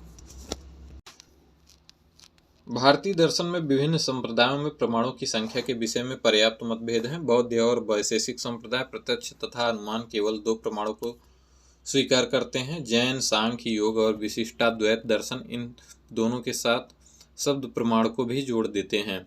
न्याय दार्शनिक प्रत्यक्ष, अनुमान, शब्द और उपमान 4 प्रमाणों को स्वीकार करते हैं। प्रभाकर मीमांसा में इन चारों प्रमाणों के साथ अर्थापत्ति को भी जोड़ दिया जाता है। भट्ट मीमांसा और अद्वैत वेदांत दर्शन में इन प्रमाणों के साथ अनुपलब्धि को भी प्रमाण मान लिया जाता है। इन सब के विपरीत चारवाक दर्शन केवल प्रत्यक्ष को प्रमाण मानता है, अन्य प्रमाणों का निषेध करता है। अगला प्रश्न, अधोलिखित में से कौन एक चारवाक के अनुसार सर्वोच्च मूल्य है? ए धर्म, बी अर्थ, सी काम, डी मोक्ष, ई भक्ति। तो इसका सही उत्तर सी होगा, काम। चारवाक दर्शन ने भारतीय परंपरा में स्वीकृत 4 पुरुषार्थों में काम को परम पुरुषार्थ माना है। इनके अनुसार जो कर्म काम की पूर्ति करे या मनुष्य को सुख प्रदान करे वही उचित है। चारवाक के अनुसार अर्थ सुख प्राप्ति का साधन है। उल्लेखनीय है कि चारवाक दर्शन में सुख से तात्पर्य ऐन्द्रिय सुख से है। अगला प्रश्न, चारवाक दार्शनिक प्रणाली ए लोकायत प्रणाली भी कहलाती थी, बी आस्तिक प्रणाली भी कहलाती थी, सी मीमांसा प्रणाली भी कहलाती थी, डी वैशेषिक प्रणाली भी कहलाती थी। तो इसका सही उत्तर ये हो जाएगा, लोकायत प्रणाली भी कहलाती थी। चारवाक दर्शन एक भौतिकवादी दर्शन है, जिसे लोकायत के नाम से भी जाना जाता है। इस दर्शन के प्रणेता चारवाक हैं। यह नास्तिक विचारधारा पर आधारित दर्शन है। यह दर्शन मात्र प्रत्यक्ष प्रमाण को ही स्वीकार करता है। अगला प्रश्न, न्याय दर्शन को प्रचारित किया? ए चारवाक ने, बी गौतम ने, सी कपिल ने, डी जैमिनी ने। तो इसमें सही उत्तर बी होगा, गौतम ने। न्याय दर्शन का प्रवर्तन गौतम ने किया था, जिन्हें अच्छपाद भी कहा जाता है। न्याय का शाब्दिक अर्थ तर्क या निर्णय होता है। न्याय दर्शन में 16 पदार्थों या तत्वों का अस्तित्व स्वीकार किया गया है। न्याय दर्शन का मूल ग्रंथ गौतम कृत न्याय सूत्र है। अगला प्रश्न, न्याय दर्शन के संस्थापक थे? ए कपिल, बी कणाद, सी गौतम, डी जैमिनी। तो इसका सही उत्तर सी होगा, गौतम। अगला प्रश्न, न्याय दर्शन का प्रवर्तक कौन है? ए गौतम, बी कपिल, सी शंकर, डी वल्लभ। तो इसमें सही उत्तर ए होगा, गौतम। अगले प्रश्न को देखते हैं। न्याय दर्शन के प्रवर्तक थे? ए गौतम, बी कपिल, सी कणाद, डी जैमिनी। तो इसका सही उत्तर ए होगा, गौतम। न्याय दर्शन गौतम से संबंधित है, सांख्य दर्शन कपिल से, वैशेषिक कणाद से, मीमांसा जैमिनी से। अगला प्रश्न, मीमांसा के प्रणेता थे? ए कणाद, बी वशिष्ठ, सी विश्वामित्र, डी जैमिनी। तो इसका सही उत्तर डी होगा, जैमिनी। अगले प्रश्न को देखते हैं। सूची 1 को सूची 2 से सुमेलित कीजिए। दर्शन दिए गए हैं और मोक्ष प्राप्त करने के तरीके दिए गए हैं। सही सम्मेलन इस प्रकार है। न्याय दर्शन तार्किक चिंतन से संबंधित है। न्याय दर्शन में मोक्ष प्राप्त करने का तरीका तार्किक चिंतन, मीमांसा में वैदिक अनुष्ठान करना, सांख्य दर्शन वास्तविक ज्ञान का अभिग्रहण, वेदांत दर्शन में आत्मज्ञान। तो इस प्रकार इसमें हमारा सही उत्तर बी होगा।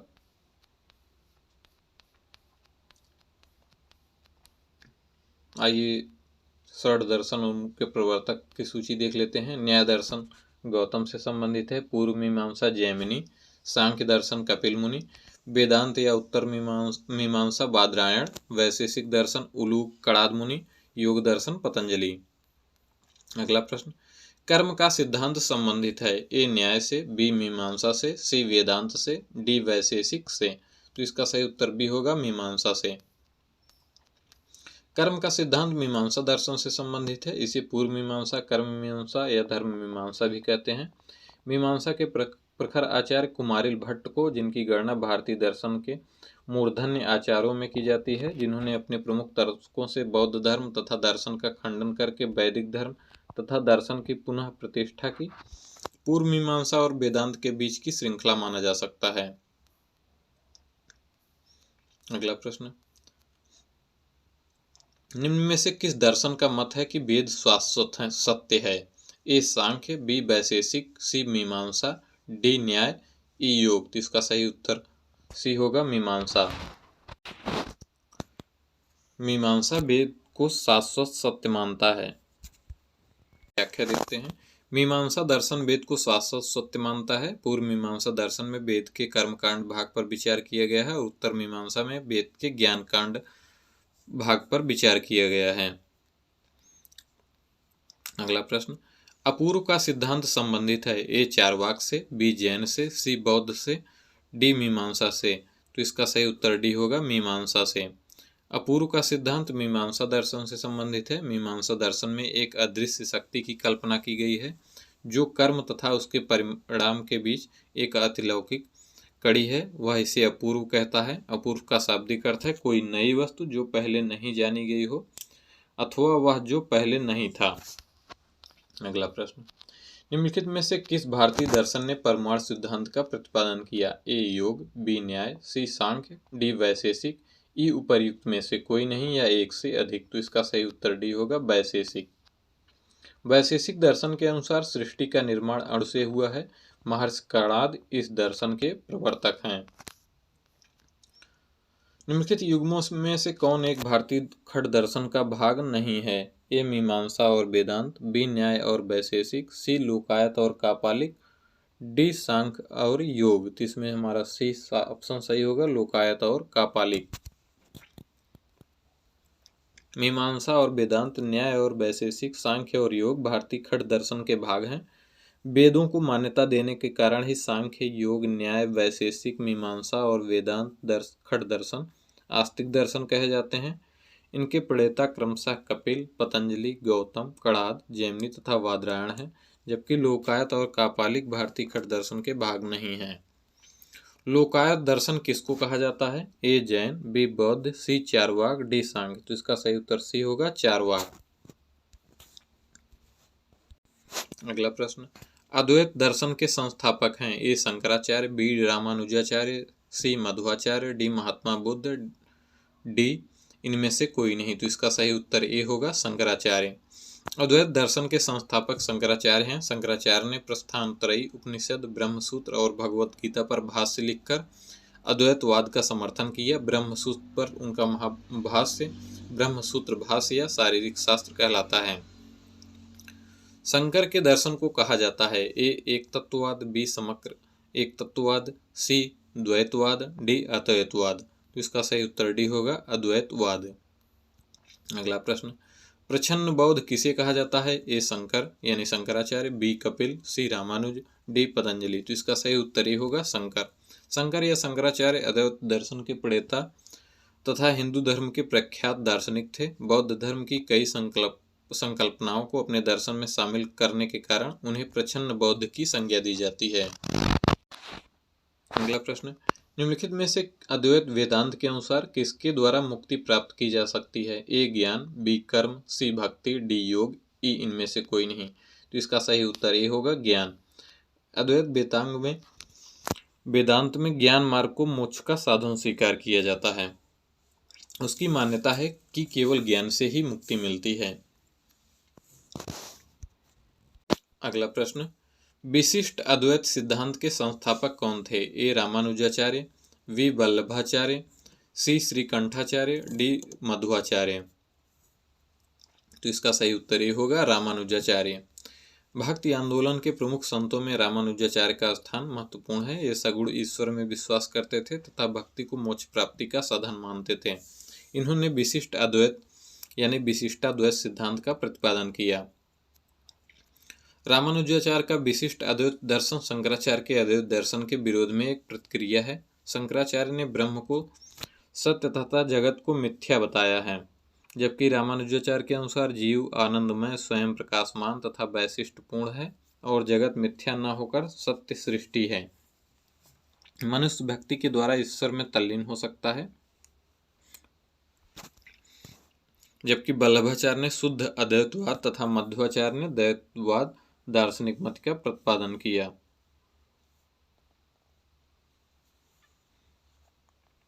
अगला प्रश्न, निम्नलिखित में से किसका संबंध वेदांत दर्शन के साथ नहीं है? ए शंकराचार्य, बी अभिनवगुप्त, सी रामानुज, डी माधव। तो इसका सही उत्तर बी होगा अभिनवगुप्त।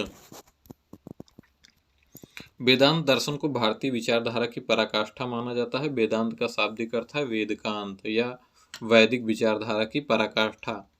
वेदांत दर्शन के 3 आधार हैं, उपनिषद, ब्रह्मसूत्र और भगवद गीता। इन्हें वेदांत दर्शन को प्रस्थान त्रयी कहा जाता है। कई सूक्ष्म वेदों के आधार पर इसके कई उप संप्रदाय एवं इनके प्रवर्तक हैं, जैसे शंकराचार्य का अद्वैतवाद, रामानुज का विशिष्ट द्वैत, मध्वाचार्य का द्वैतवाद। अभिनवगुप्त की मुख्य ख्याति तंत्र तथा अलंकार शास्त्र के क्षेत्र में है। ये दर्शन के क्षेत्र में तर्कशास्त्र से जुड़े हुए थे। अगला प्रश्न, सूची 1 को सूची 2 से सुमेलित कीजिए। संवत्सर और किस समय से गणना की जाती है उसका मिलान करना है। तो इसमें ए हमारा विक्रम संवत्सर, बी शक संवत्सर और सी गुप्त संवत्सर और डी कली संवत्सर दिया गया है। तो इसमें हमारा डी ऑप्शन सही होगा। आइए इसकी व्याख्या देख लेते हैं। विक्रम संवत को कृत संवत या मालव संवत भी कहते हैं। इसकी तिथि 57 या 58 ईसा पूर्व मानी जाती है। शक संवत की तिथि 78 ईस्वी मानी जाती है तथा इस संवत का प्रवर्तक कनिष्कों का माना जाता है। गुप्त संवत की स्थापना चंद्रगुप्त प्रथम ने 319-320 ईस्वी में की थी। कली संवत 131-102 ईसा पूर्व माना जाता है। अगला प्रश्न, निम्नलिखित कथनों पर विचार कीजिए तथा नीचे दिए गए कूट से सही उत्तर चुनिए। पहला, विक्रम संवत 58 ईसा पूर्व से आरंभ हुआ। दूसरा, शक संवत सन 78 से आरंभ हुआ। तीसरा, गुप्त काल सन 319 से आरंभ हुआ। चौथा, भारत में मुसलमान शासन का युग 1192 से शुरू हुआ। कूट ए 1 और 2, बी 3 और 4, सी 1, 2 और 3, डी 1, 2, 3 और 4। तो इसका सही उत्तर डी होगा 1, 2, 3 और 4, यानी सभी कथन सही हैं। विक्रम संवत 58 ईसा पूर्व अथवा 57 ईसा पूर्व से तथा शक संवत 78 ईस्वी से प्रारंभ हुआ। गुप्त वंश की स्थापना श्री गुप्त ने की। गुप्त काल के प्रारंभ से तात्पर्य गुप्त साम्राज्य अर्थात चंद्रगुप्त प्रथम के शासनकाल के आरंभ 319 ईस्वी से है। 8वीं शताब्दी ईसा के आरंभ में मोहम्मद बिन कासिम द्वारा भारत के सिंध प्रांत को अधिकृत कर लिया गया था, परंतु भारत में मुसलमान शासन का युग मोहम्मद गौरी के तराइन द्वितीय युद्ध में विजय यानी 1192 ईस्वी से माना जाता है। अगला प्रश्न, पुलकेशिन प्रथम का बादामी शिलालेख शक वर्ष 465 का दिनांकित है। यदि इसे विक्रम संवत में दिनांकित करना हो तो वर्ष होगा ए 601, बी 300, सी 330, डी 407। तो इसका सही उत्तर ए होगा 601। शक संवत का प्रारंभ 78 ईस्वी से माना जाता है तथा विक्रम संवत का प्रारंभ 5758 ईसा पूर्व निर्धारित किया गया है। अतः पुलकेशिन प्रथम के बादामी शिलालेख को विक्रम संवत से दिनांकित करने के लिए हमें 465 में 78 और 58 जोड़ना होगा। इस प्रकार हम सही उत्तर 601 विक्रम संवत होगा। अगला प्रश्न, एक चालुक्य अभिलेख के तीर्थंकन में शक संवत का वर्ष 556 दिया हुआ है, इसका तुल्य वर्ष है ए 478 ईस्वी, बी 499 ईस्वी, सी 613 ईस्वी, डी 634 ईस्वी। तो इसका सही उत्तर डी होगा 634 ईस्वी।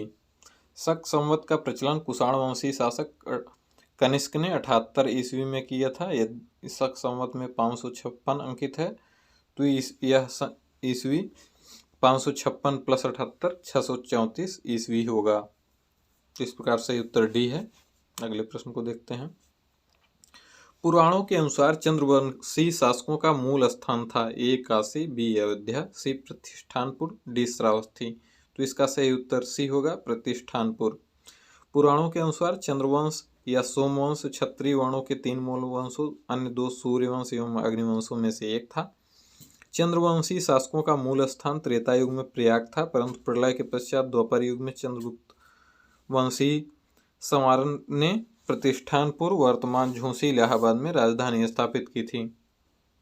अगला प्रश्न, मौखरी शासकों की राजधानी थी ए थानेश्वर, बी कन्नौज, सी पुरुषपुर, डी उपर्युक्त में से कोई नहीं। तो इसका सही उत्तर बी होगा कन्नौज। मौखरी गुप्तों के सामंत थे जो मूलतः गया के निवासी थे। मौखरी वंश के शासकों ने अपनी राजधानी कन्नौज बनाई। इस वंश के प्रमुख शासक हरिवर्मा, आदित्य वर्मा, ईशान वर्मा, सर्ववर्मा एवं ग्रहवर्मा थे। अगला प्रश्न, गुप्त वंश के पतन से लेकर आरंभिक 7वीं शताब्दी में हर्षवर्धन के उत्थान तक उत्तर भारत में निम्नलिखित में किन राज्यों का शासक था? ए मगध के गुप्त, दूसरा मालवा के परमार, तीसरा थानेसर के पुष्यभूत, चौथा कन्नौज के मौखरी, पांचवा देवगिरी के यादव, छठवां बल्लभी के मैत्रक।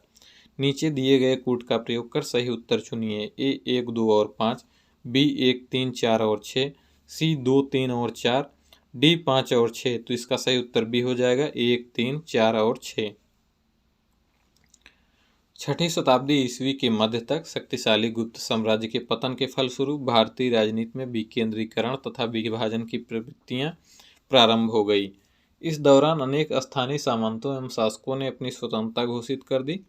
गुप्त वंश से पतन से लेकर आरंभिक 7वीं शताब्दी में हर्षवर्धन के उत्थान तक उत्तर भारत में निम्नलिखित राजाओं का शासन था। मगध में गुप्त का, थानेश्वर में पुष्यभूत का, कन्नौज में मौखरी वंश का, बल्लभी के मैत्रक में तक। अगला प्रश्न, हर्ष के समय के जो सूचनाएं किस पुस्तक में निहित हैं? ए हरिसेन, बी कल्हड़, सी कालिदास, डी इनमें से कोई नहीं। हर्ष के समय की विस्तृत सूचना इसके दरबारी कवि बाण भट्ट की कृति हर्षचरित से प्राप्त होती है। इससे जुड़ी कुछ सूचनाएं कल्हड़ द्वारा रचित राज तरंगणी में भी मिलती हैं। तो इस प्रकार हमारा सही उत्तर भी हो जाएगा कल्हड़। अगला प्रश्न, हर्षचरित नामक पुस्तक किसने लिखी? ए आर्यभट्ट, बी बाणभट्ट, सी विष्णुगुप्त, डी परिमल गुप्त। तो इसका सही उत्तर बी होगा बाणभट्ट। अगला प्रश्न, हर्ष के साम्राज्य की राजधानी थी ए कन्नौज, बी पाटलिपुत्र, सी प्रयाग, डी थानेश्वर। चीनी स्रोतों से पता चलता है कि हर्ष एवं राज्यश्री दोनों साथ साथ कन्नौज के राज सिंहासन पर बैठते थे। हर्ष ने अपनी राजधानी थानेश्वर से कन्नौज स्थानांतरित की ताकि वह राज्यश्री को प्रशासनिक कार्यों में पूरी सहायता प्रदान कर सके। यह हर्ष के विस्तृत साम्राज्य पर शासन करने के लिए भी उपयुक्त था। अगला प्रश्न, सम्राट हर्ष ने अपनी राजधानी थानेश्वर से कहाँ स्थानांतरित की? ए प्रयाग, बी दिल्ली, सी कन्नौज, डी राजगिरी। तो इसका सही उत्तर सी होगा कन्नौज। सम्राट हर्षवर्धन ने 2 महान धार्मिक सम्मेलनों का आयोजन किया था। ए कन्नौज तथा प्रयाग में, बी प्रयाग तथा थानेश्वर में, सी थानेश्वर तथा बल्लभी में, डी बल्लभी तथा प्रयाग में। तो इसका सही उत्तर ये होगा कन्नौज तथा प्रयाग में।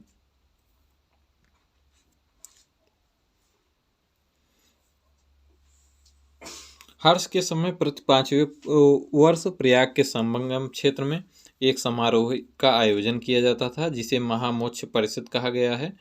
ह्वेनसांग स्वयं छठे समारोह में उपस्थित था। इसमें 18 देशों के राजा सम्मिलित हुए थे। अगला प्रश्न, उत्तर प्रदेश में स्थित वह स्थल जहां हर्षवर्धन ने बौद्ध महासम्मेलन का आयोजन किया था। ए काशी, बी प्रयाग, सी अयोध्या, डी सारनाथ। तो इसका सही उत्तर बी होगा प्रयाग। अगला प्रश्न, नर्मदा नदी तट पर सम्राट हर्ष के दक्षिणवर्ती गमन को रोका। ए पुलकेशिन प्रथम, बी पुलकेशिन द्वितीय, सी विक्रमादित्य प्रथम, डी विक्रमादित्य द्वितीय। तो इसका सही उत्तर बी होगा पुलकेशिन द्वितीय। हर्ष की विजयों के फलस्वरूप उसके राज्य की पश्चिमी सीमा नर्मदा नदी तक पहुंच गई। इधर पुलकेशिन द्वितीय भी उत्तर की ओर राज्य का विस्तार करना चाहता था। ऐसी स्थिति में दोनों के बीच युद्ध अवश्य भावी हो गया। फलतः नर्मदा नदी के तट पर दोनों के बीच युद्ध हुआ जिसमें पुलकेशिन द्वितीय ने हर्ष को पराजित किया। पुलकेशिन द्वितीय की ऐहोल प्रशस्ति एवं ह्वेनसांग का विवरण इस युद्ध का साक्ष्य है। निम्नलिखित शासकों में से किसने हर्षवर्धन को पराजित किया। ए कीर्तिवर्मन द्वितीय, बी विक्रमादित्य द्वितीय, सी पुलकेशिन प्रथम, डी पुलकेशिन द्वितीय। तो इसका सही उत्तर डी होगा पुलकेशिन द्वितीय। अगला प्रश्न, चालुक्य शासक पुलकेशिन की हर्ष पर विजय का वर्ष था। ए 612 ईस्वी, बी 618 ईस्वी, सी 622 ईस्वी, डी 634 ईस्वी। तो इसका सही उत्तर बी हो जाएगा 618 ईस्वी। पुलकेशिन द्वितीय चालुक्य वंश का शक्तिशाली राजा था जिसने सम्राट हर्ष को नर्मदा नदी के तट पर पराजित किया था।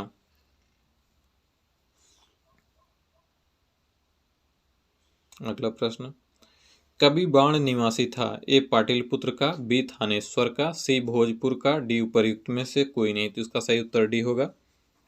बाणभट्ट का जन्म बिहार में सोन नदी के किनारे अवस्थित प्रीतकूटा नामक गांव में हुआ था। इनके पिता का नाम चित्रभान तथा माता का नाम राजदेवी था।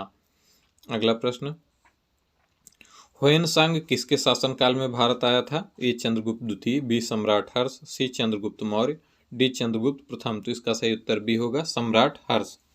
हर्षवर्धन के समय की सर्वप्रमुख घटना चीनी यात्री ह्वेनसांग के भारत आगमन की है। उसकी उत्कट अभिलाषा महात्मा बुद्ध के चरण चिन्हों द्वारा पवित्र किए गए स्थानों को देखने एवं पवित्र बौद्ध ग्रंथों का अध्ययन करने की थी। अपनी भारत यात्रा के ऊपर इसने एक ग्रंथ लिखा था जिसे सीयूकी कहा जाता है। अगला प्रश्न, हर्षवर्धन के शासनकाल में किस चीनी यात्री ने भारत की यात्रा की थी। ए फायान, बी ह्वेनसांग, सी इत्सिंग, डी तारानाथ। तो इसका सही उत्तर बी होगा ह्वेनसांग। अगला प्रश्न, भारत की यात्रा करने वाले चीनी यात्री युआन च्वांग यानी ह्वेनसांग ने तत्कालीन भारत की सामान्य दशाओं और संस्कृति का वर्णन किया है। इस संदर्भ में निम्नलिखित कथनों में से कौन सा कथन सही है या है। पहला, सड़क और नदी लूटमार से पूरी तरह सुरक्षित थे। दूसरा, जहां तक अपराधों के लिए दंड का प्रश्न है, अग्नि, जल व विष द्वारा सत्य परीक्षा किया जाना ही किसी भी व्यक्ति की निर्दोषता अथवा दोष के निर्णय के साधन थे। तीसरा, व्यापारी को नौघाटों और नौकाओं पर शुल्क देना पड़ता था। दिए गए कूट का प्रयोग कर सही उत्तर चुनिए। ए केवल 1, बी केवल 2 और 3, सी केवल 1 और 3, डी 1, 2 और 3। तो इसका सही उत्तर बी होगा केवल 2 और 3। ह्वेनसांग के अनुसार सड़कों पर आवागमन पूर्णतया सुरक्षित नहीं था। ह्वेनसांग स्वयं कई बार चोर डाकुओं के चंगुल में फंस चुका था। बाकी अन्य 2 कथन सही हैं। अगला प्रश्न, हर्ष के दरबार में ह्वेनसांग को एक दूत के रूप में किसने भेजा। ए ताइसुंग, बी तुंग कुआन, सी कुयेन वू, डी उपर्युक्त में से कोई नहीं। तो इसका सही उत्तर डी होगा उपर्युक्त में से कोई नहीं। ह्वेनसांग चीन के तांग वंशी शासक ताइसुंग का समकालीन था तथा इसी के राज्य का नागरिक था। तुर्क आक्रांताओं के भय से ताइसुंग ने अपने नागरिकों के लिए पश्चिम में विदेश यात्रा पर प्रतिबंध लगा रखा था। ह्वेनसांग ने तांग शासकों की राजधानी चंगन से स्वतंत्र रूप से भारत के लिए 629 ईस्वी में प्रस्थान किया। लगभग 13 वर्षों के बाद भारत प्रवास के बाद जब वो वापस चीन पहुंचा तब सम्राट ने उसके कृत्यों के लिए उसे दंडित करने के बजाय उसका स्वागत किया था। और उसे अपना आध्यात्मिक सलाहकार नियुक्त किया था। अगला प्रश्न, ह्वेनसांग की भारत यात्रा के समय सूती कपड़ों के उत्पादन के लिए सबसे प्रसिद्ध नगर था। ए वाराणसी, बी मथुरा, सी पाटलिपुत्र, डी कांची। तो इसका सही उत्तर बी होगा मथुरा।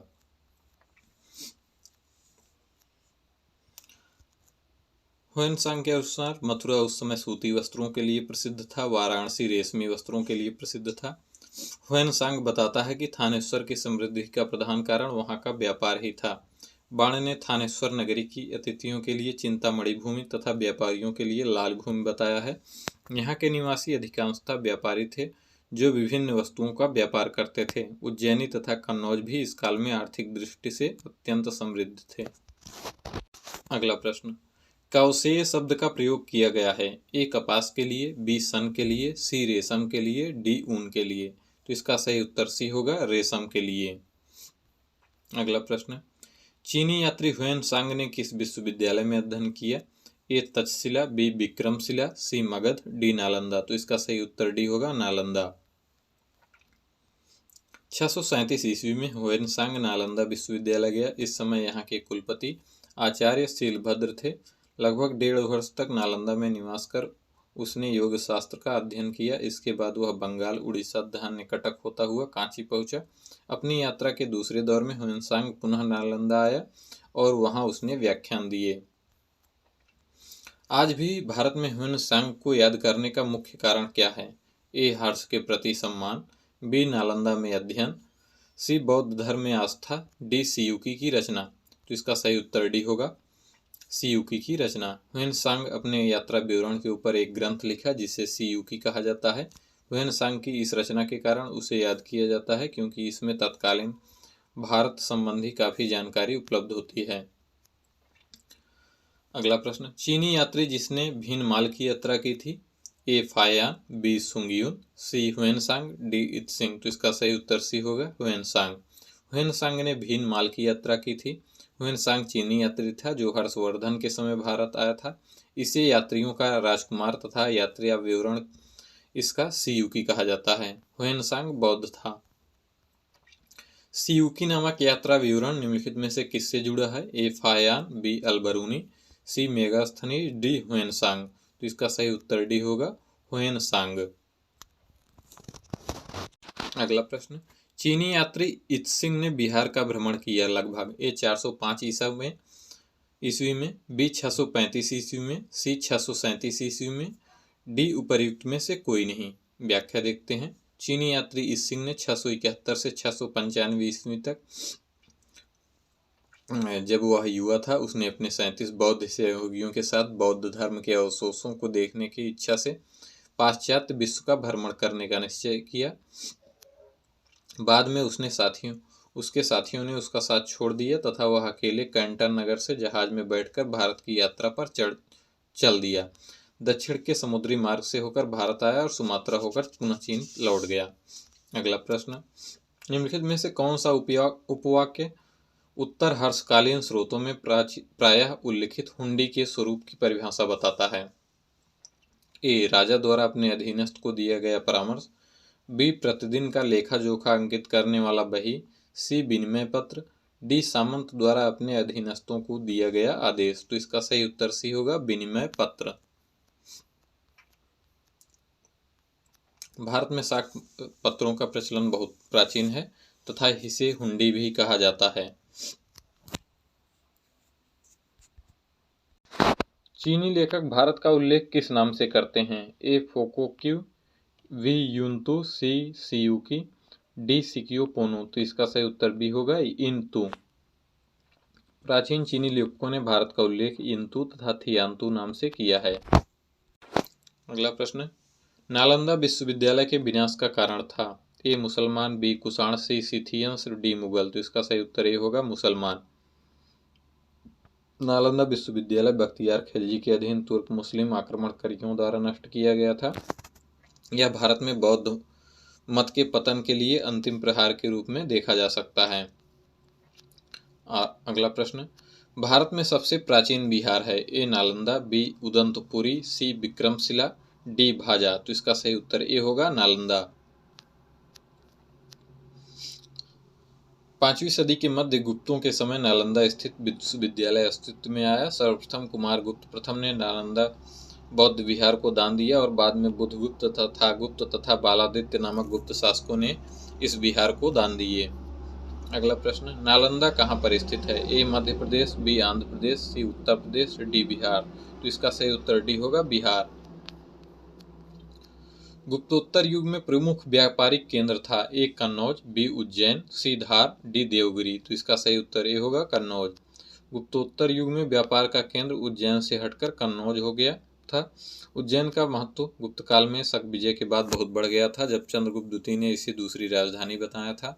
गुप्तोत्तर काल में हर्ष ने कन्नौज को थानेश्वर के स्थान पर अपनी राजधानी बनाया था। कन्नौज गंगा यमुना दोआब में स्थित होने तथा महत्वपूर्ण व्यापारिक स्थल होने के कारण तीन शक्तियों पाल, प्रतिहार और राष्ट्रकूट के आकर्षण का केंद्र भी बना। अगला प्रश्न, कथन, सामंतवाद का विकास गुप्तोत्तर काल की कृषक संरचना की महत्वपूर्ण विशेषता थी।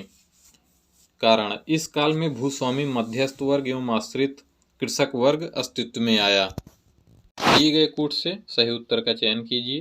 ए तथा आर दोनों सही हैं तथा आर ए की सही व्याख्या करता है। बी, ए तथा आर दोनों सही हैं परंतु आर ए की सही व्याख्या नहीं है। सी, ए सही है परंतु आर गलत है। डी, ए गलत है परंतु आर सही है। तो इसका सही उत्तर ए होगा। ए तथा आर दोनों सही हैं तथा आर ए की सही व्याख्या करता है। अगला प्रश्न, निम्नलिखित कथनों पर विचार कीजिए। पहला, चीनी तीर्थयात्री फाहियान ने कनिष्क द्वारा आयोजित की गई चतुर्थ महान बौद्ध परिषद में भाग लिया। दूसरा, चीनी तीर्थयात्री ह्वेनसांग हर्ष से मिला और उसे बौद्ध धर्म का प्रतिरोधी पाया। उपर्युक्त कथनों में से कौन सा या कौन से सही हैं? ए केवल एक, बी केवल दो, सी दोनों एक और दो, डी न तो एक न ही दो। तो इसका सही उत्तर डी होगा, न तो एक न ही दो। व्याख्या देखते हैं। चीनी तीर्थयात्री फाहियान गुप्त वंशी शासक चंद्रगुप्त द्वितीय के शासनकाल में भारत आया था। उसने भारत के विभिन्न स्थलों की यात्रा की।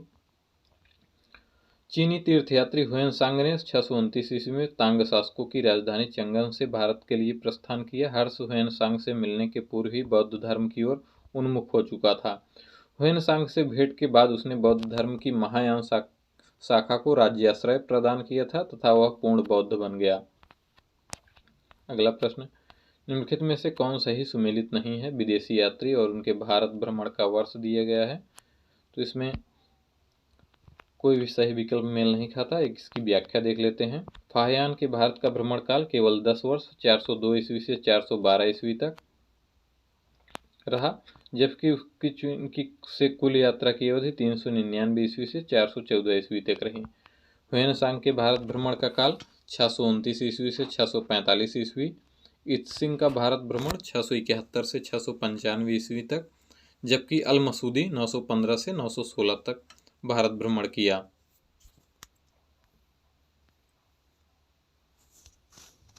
अगला प्रश्न, निम्नलिखित कथनों पर विचार कीजिए तथा दिए गए कूट की सहायता से सही उत्तर चुनिए। पहला, मुल्तान के सूर्य मंदिर का उल्लेख ह्वेनसांग, अबू जाहिद, अल मसूदी तथा अल बरूनी ने किया है।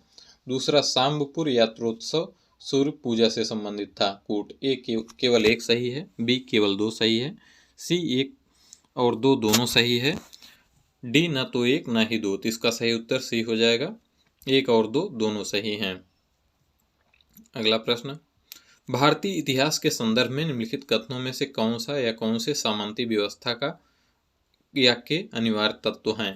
पहला, अत्यंत सशक्त केंद्रीय राजनीतिक सत्ता और अत्यंत दुर्बल प्रांतीय अथवा स्थानिक राजनीतिक सत्ता। दूसरा, भूमि के नियंत्रण तथा स्वामित्व पर आधारित प्रशासनिक संरचना का उदय। तीसरा, सामंत तथा उसके अधिपति के बीच स्वामी दास संबंध का बनना। दिए गए कूट से सही उत्तर चुनिए। ए केवल एक और दो, बी केवल दो और तीन, सी केवल तीन, डी एक दो और तीन। तो इसका सही उत्तर बी होगा, केवल दो और तीन। व्याख्या देखते हैं। सामंत शब्द का उल्लेख कौटिल्य के अर्थशास्त्र में स्वतंत्र पड़ोसी के अर्थ में किया गया है। सर्वप्रथम अश्वघोष प्रथम शती ईस्वी ने बुद्ध चरित्र में इसका प्रयोग जागीरदार शब्द के लिए किया है। सामंती व्यवस्था का अंकुरण संघ कुषाण काल में हुआ तथा राजपूत काल तक आते जाते यह समाज में पूर्णतः प्रतिष्ठित हो गया। भारत में सामंती व्यवस्था कुषाणों से लेकर राजपूत काल, सल्तनत काल तथा मुगल काल तक प्रशासनिक व्यवस्था का अभिन्न अंग बनी रही।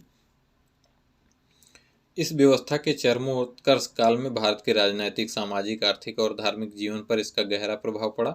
सामंतों के प्रशासन पर बढ़ते प्रभाव के कारण केंद्रीय सत्ता अत्यंत निर्बल हो गई। अपनी शक्ति के लिए सम्राट पूर्णतः सामंतों पर ही आश्रित रहने लगे। सामंतवाद के विकास के सामाजिक आर्थिक कारण शक कुषाण युग में स्पष्ट होने लगते हैं। इस समय ग्रामपतियों का एक संपन्न वर्ग उठ खड़ा हुआ, जिसके अधीनता में निर्धन किसानों का वर्ग था। इसके साथ ही विदेशी जातियों ने कुलीन शासक वर्ग का स्थान ग्रहण कर लिया। इस प्रकार स्वामी सामंत संबंधों का विकास हुआ। भारतीय सामंती व्यवस्था यूरोपीय सामंती व्यवस्था से भिन्न थी। भारत में भूमि पर राजकीय स्वामित्व पाया जाता है, अर्थात सामंती व्यवस्था से भूमि के नियंत्रण तथा स्वामित्व वाली प्रशासनिक व्यवस्था का उदय हुआ। निम्नलिखित कथनों में से कौन सा 8वीं शताब्दी के संत शंकराचार्य के बारे में सही नहीं है? ए, उन्होंने भारत के विभिन्न क्षेत्रों में 4 धर्म स्थापित किए। बी, उन्होंने बौद्ध तथा जैन धर्मों के विस्तार पर रोक लगाई। सी, उन्होंने प्रयाग को तीर्थराज नाम दिया। डी, उन्होंने वेदांत का प्रसार किया। तो इसका सही उत्तर सी होगा, उन्होंने प्रयाग को तीर्थराज नाम नहीं दिया। व्याख्या देखते हैं। शंकराचार्य को शंकर, श्री शंकराचार्य नाम से भी जाना जाता है। इनका जन्म केरल के छोटे गांव कलाड़ी में हुआ था। शंकराचार्य के समय बौद्ध एवं जैनियों के प्रभाव में आकर हिंदुत्व समाप्त होता जा रहा था। इसी को रोकने के लिए इन्होंने वेदांत पर बल दिया। हिंदू धर्म के इन्हीं उत्थान के प्रयासों के लिए इन्हें सर्वाधिक प्रसिद्धि मिली। वेदों के अध्ययन और संकलन के लिए उन्होंने संपूर्ण भारत की पैदल यात्रा की। उनके दर्शन को अद्वैत वेदांत के नाम से जाना जाता है। शंकराचार्य द्वारा स्थापित 4 मठ वर्तमान में भी हिंदू धर्म के प्रदर्शक माने जाते हैं। इनका विवरण इस प्रकार है। श्रृंगेरी कर्नाटक दक्षिण में है, द्वारका गुजरात पश्चिम में, पुरी उड़ीसा पूर्व में तथा ज्योतिष मठ यानी जोशी मठ उत्तराखंड में। आदि शंकर जो बाद में शंकराचार्य बने, उनका जन्म हुआ था। ए, कश्मीर में, बी, केरल में, सी, आंध्र प्रदेश में, डी, पश्चिम बंगाल में। तो इसका सही उत्तर बी होगा, केरल में, केरल के कलाड़ी गांव में। अगला प्रश्न, आदि शंकराचार्य द्वारा स्थापित 4 मठ कहाँ स्थित हैं? ए, श्रृंगेरी द्वारका जोशी मठ प्रयाग, बी, द्वारका जोशी मठ प्रयाग कांची, सी, जोशी मठ द्वारका पुरी श्रृंगेरी, डी, पुरी श्रृंगेरी द्वारका वाराणसी। तो इसका सही उत्तर सी होगा, जोशी मठ द्वारका पुरी और श्रृंगेरी। अगला प्रश्न, निम्नलिखित में से कौन सा 4 धाम में सम्मिलित नहीं है? ए, पुरी, बी, द्वारका, सी, मानसरोवर, डी, रामेश्वरम। तो इसका सही उत्तर सी होगा, मानसरोवर। 4 धाम में बद्रीनाथ, द्वारका, पुरी तथा रामेश्वरम आते हैं, जबकि छोटे 4 धाम में उत्तराखंड में स्थित गंगोत्री, यमुनोत्री, केदारनाथ तथा बद्रीनाथ आते हैं।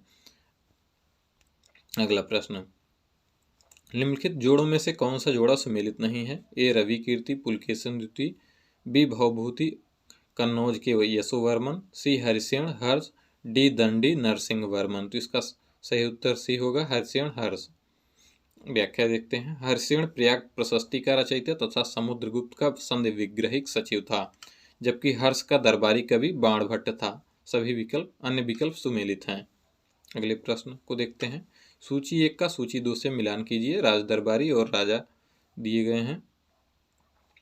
ए, अमीर खुसरो अलाउद्दीन खिलजी से संबंधित थे। कालिदास चंद्रगुप्त द्वितीय से संबंधित थे। हरिसेन समुद्रगुप्त से संबंधित थे और बाणभट्ट हर्षवर्धन से संबंधित थे। इस प्रकार इसका सही उत्तर बी होगा। अगले प्रश्न को देखते हैं। सही जोड़े बनाइए तथा नीचे दिए गए कूट से सही उत्तर चुनिए।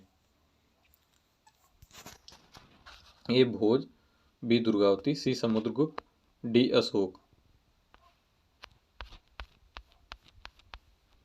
तो सही सुमेलन इस प्रकार है। भोज धार से संबंधित है, दुर्गावती गोंडवाना, समुद्रगुप्त विदिशा और अशोक उज्जैन। अगला प्रश्न देखते हैं। भारत के इतिहास के संबंध में निम्नलिखित युग्मों पर विचार कीजिए। प्रसिद्धि स्थल और वर्तमान राज्य। भीलसा मध्य प्रदेश, द्वार समुद्र महाराष्ट्र, गिरिनगर गुजरात, स्थानेश्वर उत्तर प्रदेश। उपयुक्त युग्मों में से कौन सा सही सुमेलित है? ए, केवल 1 और 3, बी, केवल 1 और 4, सी, केवल 2 और 3, डी, केवल 2 और 4। तो इसका सही उत्तर ए होगा, केवल 1 और 3। सही सुमेलन इस प्रकार है। भीलसा मध्य प्रदेश में स्थित है, द्वार समुद्र कर्नाटक में स्थित है, गिरिनगर गुजरात में, स्थानेश्वर हरियाणा में। तो आज के चैप्टर में बस इतना ही। धन्यवाद। अगले अध्याय में हम प्राचीन भारत में स्थापत्य कला का अध्ययन करेंगे।